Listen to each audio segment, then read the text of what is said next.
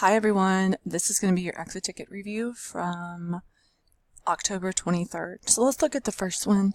It says, do the ratios listed form a proportion? And your options are either yes, it forms a proportion, or no, it does not. So there's two ways you can do this.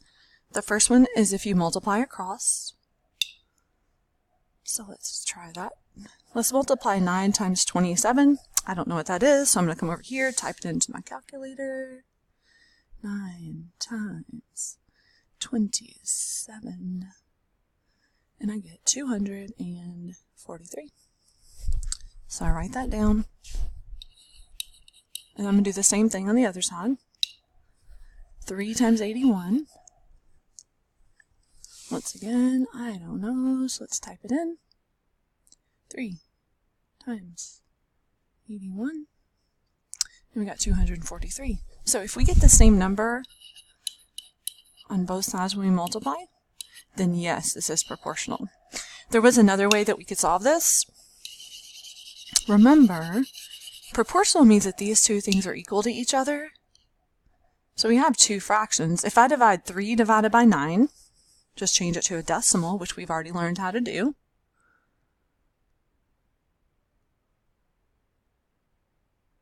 I get 0.3 repeating. And then I'm going to do the same thing here, 27 divided by 81. And I can leave this up so I can compare the numbers.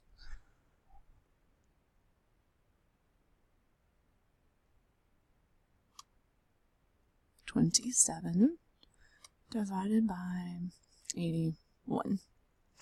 And if you look, they're the exact same numbers. So what that tells you is that yes, these two things are equal. So that's another way to check, is it proportional or is it a proportion? Number 2, what value of n makes the following true? So what we learned yesterday is first step is you want to multiply the numbers that are diagonal from each other. So we have 15 times 100. So I know that is 1500. You can type that in the calculator if you want. And then what you're going to do is you're going to divide by what's left. So divided by 60. So I type that in my calculator.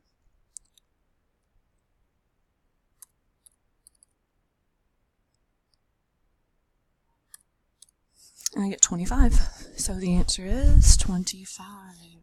So how could I check to see, hey, did I do that right? Is that the right answer? Just like we did up front at the top, we would have 15 over 60 equals 25 over 100. We can cross multiply and check and see if we get the same number. So 60 times 25.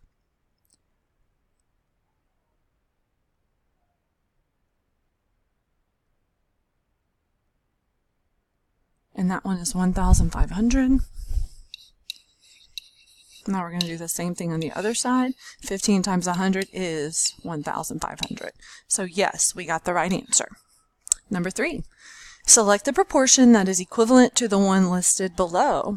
So when you look at this, we know that for something to be proportional, when you multiply across, you have to get the same number. So we're going to be multiplying A times D.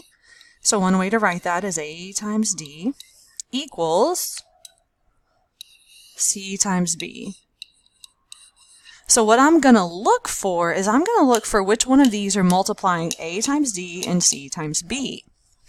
So when I look at the first answer choice, this says C times D. And is that what we were looking for? No, we wanted it to be C times B. So then we check the next one, A times B. Is that what we wanted? No, we wanted A times D. So on to the next one. That gives me A times D equals B times C, which is exactly what we have here. A times D and B times C. It can be in a different order. It's still the same thing. So this one so far is the only answer. And on the last one, it has C times D, which is not going to match up with that. So the only answer is answer choice C.